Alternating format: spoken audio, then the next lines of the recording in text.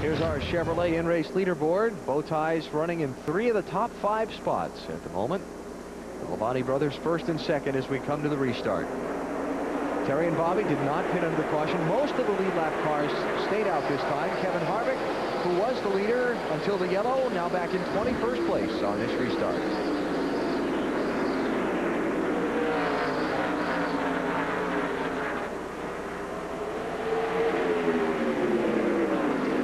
You know, we were all kind of laughing during the commercial break between ourselves. This one's starting to look like the Bristol race a couple of weeks ago. It really is. As Bobby Labonte, the 18 car, drives on the inside. This is for the lead.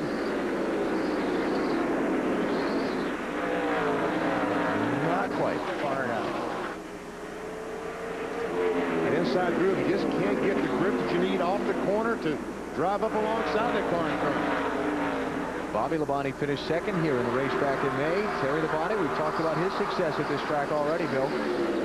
Yeah, and during the last caution, Alan, the conversation between the 5, Terry Labonte, and crew chief Jim Long, it's a little tight, but it gets better the longer we go. They talked about coming in, decided to stay out. Jim Long said we need 40 to 50 laps. He said at some point, we're going to have a long green flag run. By the way, the 18, they stayed out 2 cautions ago because Bobby Labonte made the call to stay out. Said the car's not terrible. Let's get out of this traffic, stay up front, see what happens. The Labonte's battle for the lead. We go down pit road to Snyder. And one guy was trying to catch him, Jeff Burton, back there in third. At the beginning of this run, he came on the radio, said, Paul, this is the best the car's felt on new tires all night long. Then a moment ago, he said the car feels really good, really turning well in the center. He tries to go underneath. Terry Labonte into 1. How about that, guys? Second place.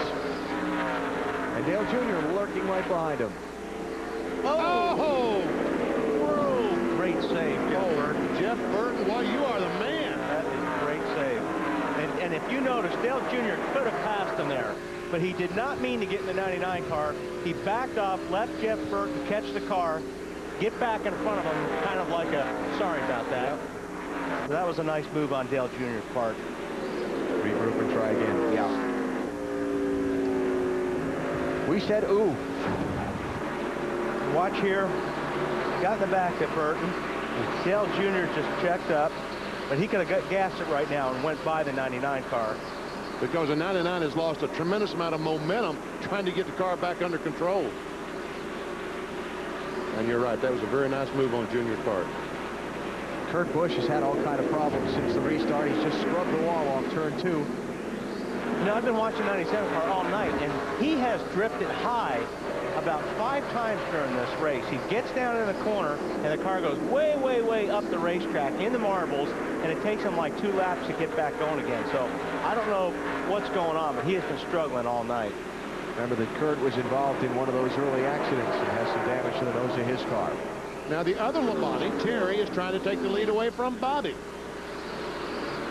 Just the opposite of what happened about 5 laps ago. These two guys have such a great relationship with each other, and there's enough of an age difference between them. They really never competed against each other. And younger in their racing careers, Winston Cup was really the first time, and it really must be neat for them. I know it's neat for them. Bobby and Terry both told me to get out there and race against each other, especially at the front of the pack. And you can notice when those guys race each other, you can see the respect between those two guys. They never force the issue. They give enough room to each other, and you can tell that they're having fun racing each other. So Bobby gets shuffled from the lead back to 4th as Terry and Jeff Burton and Dale Jr. go by. A little farther back, this is Ryan Newman and Mike Wallace for 11th and 12th place. Johnny Benson right behind in the 10 car. Battle for the lead. Here comes Jeff Burton on the inside of Terry Labonte, and Junior trying to figure out who to follow.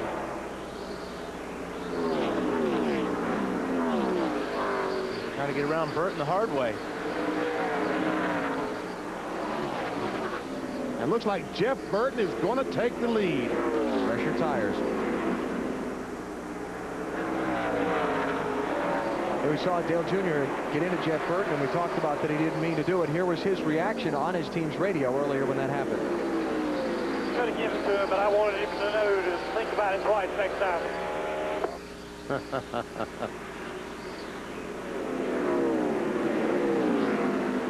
Think about it twice next time. Don't cut me off when I get up in that position again. Matt Kenseth, the 17 car. Underneath Terry. It's 5th place there, BP, and here comes Mongo.